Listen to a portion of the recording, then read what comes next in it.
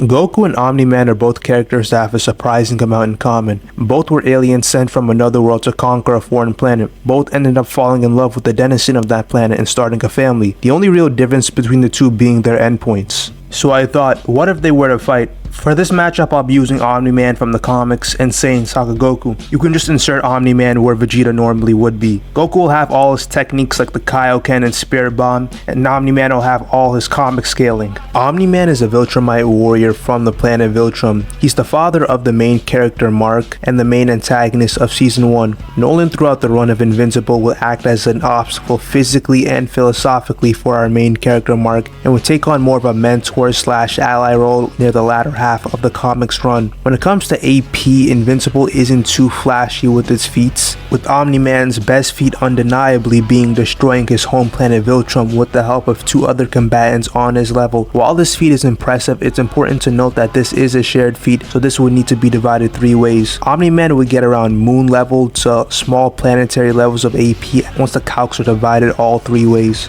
Where Omni-Man really shines is his speed. Omni-Man in the comics was able to travel from Earth to a planet in the Virgo supercluster within a week's time. To emphasize just how insane this feat is, the Virgo supercluster is around 65 million light years away from Earth. Now, taking the number 25 million and multiplying that by 365, we get a number around 23,725 million. And if we divide that around 7 for 1 week, we get a number a little bit over 3,300 million times the speed of light. Some other notable feats of Omni-Man's power would be him destroying the entirety of the Flaxen's homeworld and basically driving them to the point of extinction.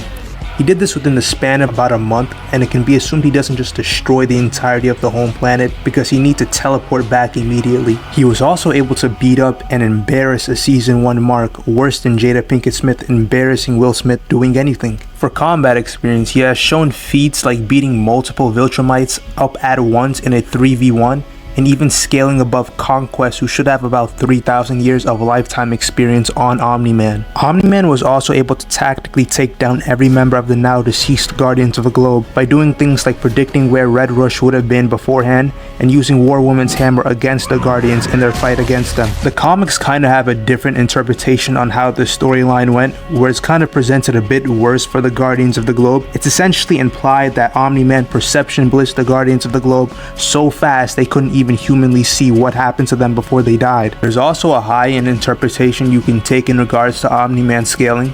This interpretation would essentially assume he scales above a character called Omnipotus, who will likely show up in Season 2. This character is able to warp time and space and even contain enough energy capable of blowing up the solar system, if not multiple solar systems. This line of scaling wouldn't be too outlandish considering a tired Invincible was able to hold him off, and even Dinosaurus was able to one-shot bite him to death. This is pretty impressive considering a late-game villain called Grand Regent Thrag, a man who probably deserves a video in of himself, was able to take a bite from Dinosaurus unaffected, yet meanwhile he was actually harmed from punches and kicks from Omni-Man and Invincible later on in the comics run, essentially showing that Omni-Man has gotten a lot stronger from the first Viltrumite war till modern day. And to be honest, I don't think getting beaten by Thrag is too much of an anti-feat considering that is exactly what would happen to 99% of the characters in Invincible. This is also further supported by the fact that Mark, a character Nolan does scale to, later fights the children of Thrag who are so physically inferior to him that they actually splatter and die on contact. It got so bad that Mark even tried to call off the fight because of how one-sided it got, meaning if you assume that Mark and Nolan scale to Battle Beast and Thrag, they'd essentially scale above multiple Viltrumites that scale around multi-continental to about planetary. Some other line of scaling that can actually be used to help this is the fact that Mark was able to tank an attack that was compared to that of a solar flare. Viltrumites do actually have notable weaknesses that can be used and exploited in this match, like the fact that they don't really do too well in extreme temperatures such as extreme heat and extreme cold, due to the fact that this can actually break down the integral structure of their smart cells, thus not allowing them to regenerate at the pace that they do. But these temperatures would really have to be extremely extreme, considering Mark and Thrag were able to fight on the sun for multiple minutes at a time. So in conclusion, canon Image Comics Omni-Man would scale anywhere from around moon level to around small planetary with FTL plus to MFTL plus speed after acceleration. And some notable hacks of his would be stuff like accelerated development and reactive evolution.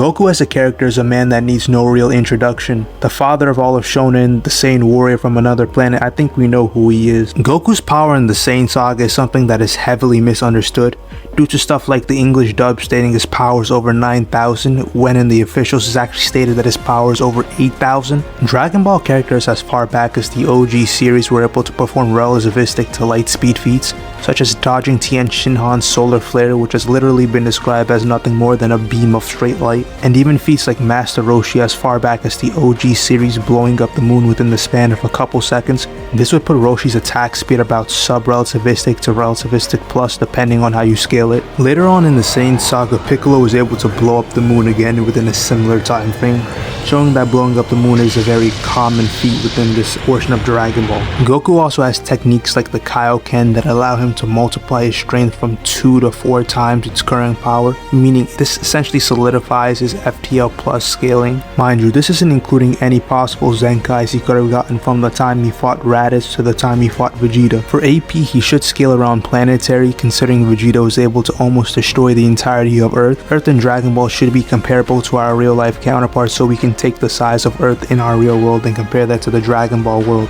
And they're pretty good arguments for large planetary, considering Vegeta should be able to destroy a planet the size of Jupiter in his Ozaru form, which is a 10 times multiplier on what is already his base form.